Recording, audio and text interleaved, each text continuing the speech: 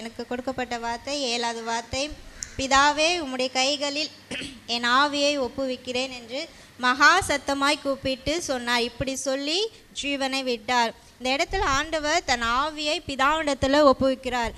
என்ன ஒப்பு கொடுக்கிறார்? ஆண்டவரே, நீங்கள் சொன்ன எல்லா காரியத்தையும் நான் செஞ்சு முடிச்சுட்டேன் ஏசப்பா.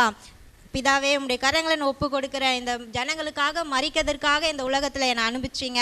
அந்த காரியத்தை நான் செஞ்சு முடிச்சுட்டு ஆண்டவரே சொல்லி செஞ்சு முடிச்சுட்டேன்னு சொல்லி உம்முடைய கரங்களில் என் ஆவியை ஒப்பு கொடுக்குற சொல்கிறாரு. இந்த காலகட்டத்திலும் எல்லாரும் நம்ம பிதாவுக்கு முன்பாக ஒரு நாள் நிற்க போகிறோம். அவருக்கு நாம் கணக்கு சொல்லணும். ஆண்டவர் நம்ம கொடுத்துருக்கிற ஒரு தாளந்துகளை அவருக்குன்னு நம்ம பயன்படுத்தணும். கேட்பாரு, பரலோக ராஜ்யம் கணக்கு ஒப்புவிக்கிற ஊழிய காரணத்துக்கு பாத்திரனா இருக்கிறது என்று வேதத்தில் சொல்லுகிறது. மத்தேயு 18:23, மத்தேயு 25:20 தாளந்தை குறித்து ஆண்டவர் சொல்லுகிறார்.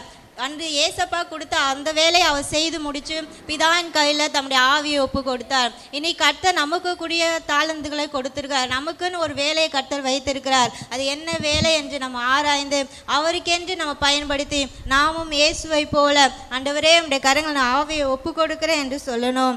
அடுத்தது மகா சத்தமாய் கூப்பிட்டு இப்படி சொன்னார். இப்படி சொல்லி தன் ஜீவனை விட்டார். ஏன் ஆண்டவர் மகா சத்தமாய் கூப்பிடணும்? நம்மளுக்கு சின்ன உடம்பு சரினா கூட நம்மளால சத்தமாக பேச முடியாது. ஆனால் அவர் கடைசி சொட்டு ரத்த வரைக்கும் சிந்திட்டாரு. அவர் சரீரத்தில் பலன் இல்லாத போதும் மகா சத்தமாய் கூப்பிடுறாரு.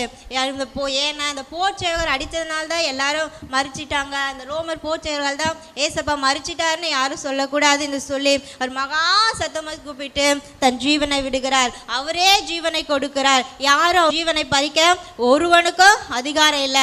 அவரே ஜீவனை கொடுக்கிறார். ஏன் ஜீவனை கொடுக்கணும்? நமக்கு நித்திய ஜீவனை கொடுக்கும்படியாக, நமக்கும் பிதாவுக்கும் உள்ள ஒரு உறவை இழந்த அனைத்து காரியங்களையும் நமக்கு கொடுக்கும்படியாக அவர் ஒரு பாலமாய் தன்னுடைய ஜீவனை கொடுத்தார். நம்ம நித்திய ஜீவனுக்குள்ளாய் போகும்படியாய், நித்திய வாழ்வுக்குள்ளாய் போகும்படியாய், அந்த பரலோக ஆசீர்வாதத்தை நாம் சுதந்திரித்துக் கொள்ளும்படியாய் தன்னுடைய ஜீவனை கொடுத்து நம்மளுக்கு ஜீவன் கொடுத்திருக்கிறார். கர்த்தர் தாமே உங்களை ஆசீர்வதிப்பாராக.